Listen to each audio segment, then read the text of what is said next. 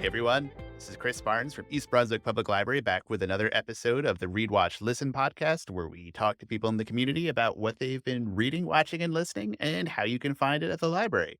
Today's special guest is a library user. He's a volunteer. He's also a co-host here on the East Brunswick Public Library podcast network. He hosts the Local Lives podcast, which is really cool. It features people in the community and what they're up to. Ladies and gentlemen, Chris Wilcox, everybody. Hi, Chris. How you doing? Oh, very good, Chris. I think this is the first podcast where we've had two people with the same first name. Ooh. So, Could be confusing for the two of us since, we're going to be speaking to each other. yes, the transcript of this is going to be awful for someone to follow along with. So, this is Read, Watch, Listen, and we're going to ask you about what you've been enjoying media wise. So, let's start with reading. What have you read recently? Well, I read the book Rethinking Fandom by Craig Calcaterra. He's a baseball writer I'm very familiar with. And it's a very interesting book because it talks about rethinking the way that we as sports fans, and I know you're a sports fan yourself, Chris, Yes. the way that we think of fandom. Because a lot of times the baseball owners and what he calls the sports industrial complex, they take advantage of us as fans because they know that no matter what, even if the team is bad, we're going to stick with them. We're going to want to go to games. We're going to want to buy gear, et cetera, et cetera. And how it's kind of a one sided relationship. We give them money, and a lot of these teams don't even try to win or they make bad efforts to try to win. So what he does is he really goes into detail about why we should rethink the way that we go into the fandom and maybe even become casual fans because when the baseball owners don't have that money and that revenue stream for us to take advantage of, maybe at that point they might rethink, hey, maybe we need to actually put some effort into trying to win games and improve our sports team. So it's not a long read. It's only about 200 pages. It's in the library because I requested it for the library. And so it's definitely worth checking out if you have the opportunity. Yeah, I'm just fascinated by the business side of sports. So, after reading that book, what's a sports franchise that is fan friendly? Believe it or not, and the New York Yankees, for all the guff they take online, and I'm certainly not a Yankee fan, I'm a Mets fan. The Yankees are always trying to improve the team. Now, granted, their ticket prices are more than a little high, but you never see the Yankees taking a year off. They're always trying to win. They're reinvesting the money back into the team. And it's not like the Steinbrenners are necessarily came from a lot of money. I mean, George Steinbrenner himself only paid like $1 million or something like that for the Yankees back in the 70s. It certainly wasn't what sports teams are going for now.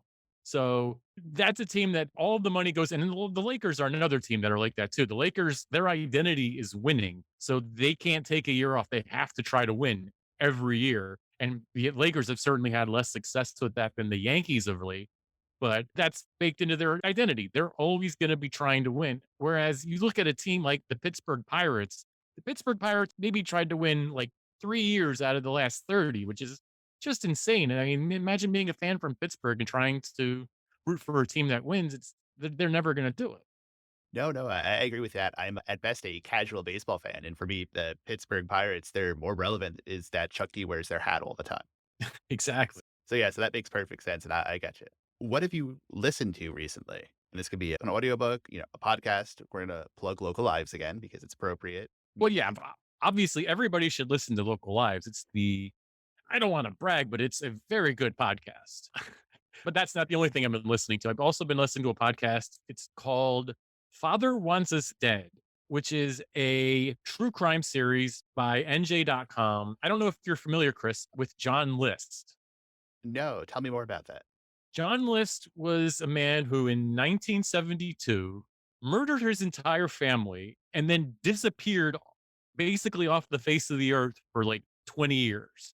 That's a terrible story, but I remember as a kid, I saw it on America's Most Wanted on the Fox network. It was one of the first cases they profiled. And this man from New Jersey, from Westfield, New Jersey, murders his family, leaves without a trace. He had planned everything out so meticulously that nobody even knew his family had gone missing for an entire month.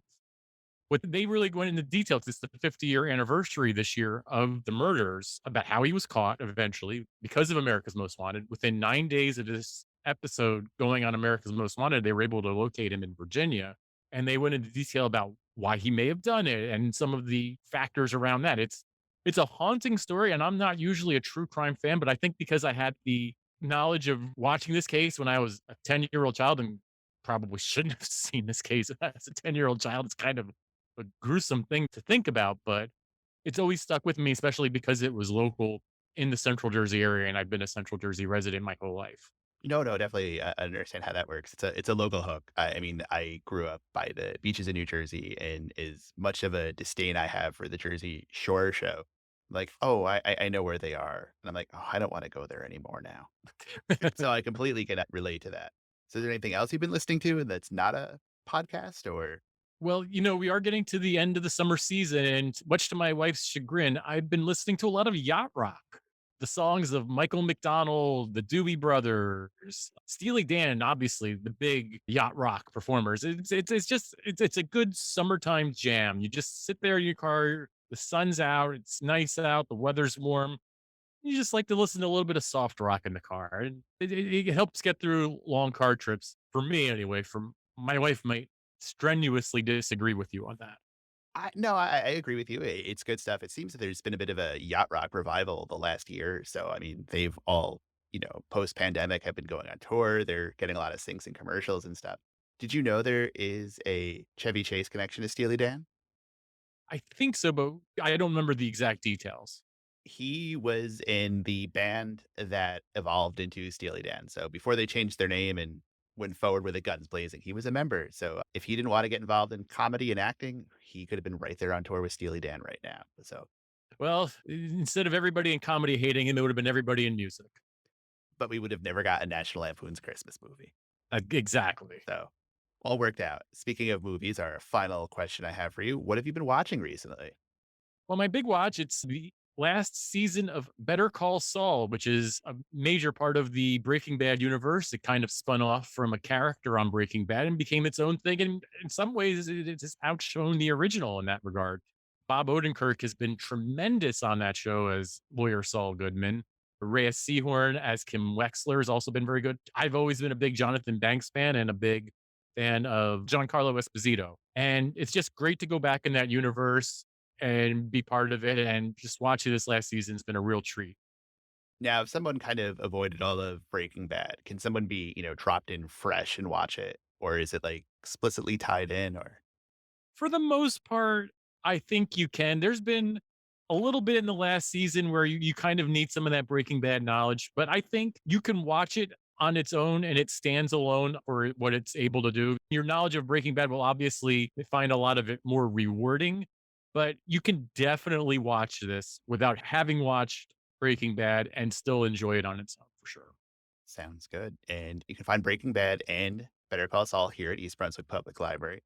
Our producer is going to put in links to everything that you mentioned, so you can find all these on your own and enjoy them, whether you find it independently or at the library. Chris, I'm going to thank you for being our guest today. Is there anything else you'd like to add or plug while we have you on the line? Just let's give another plug for local lives here on the EBPL network. We just did season 1 with a lot of great guests. We were doing that in conjunction with the Summer Acoustic Monday series. And we have a lot of the musicians from that series who came onto the podcast and talked a little bit about their music, a lot of their history in the East Brunswick area, and a lot of them were part of the Hammersholt Talent Show randomly. That is a breeding ground for East Brunswick music, apparently, the Hammersholt Talent Show. So for all you kids out there, if you're a part of that Hammersholt Talent Show, maybe one day we'll have you on Local Lives. Yeah, they say there's only two people who played Hammersholt, people on the way up or the way down, and luckily we got the ones on the way up. So, Chris, I'm going to thank you for being our guest today. For our producer, Melissa Hosick, I'm Chris Barnes. You can check out the rest of all of our podcasts of Read, Watch, Listen, Local Lives, and more at ebpl.org/podcast. Thanks for listening.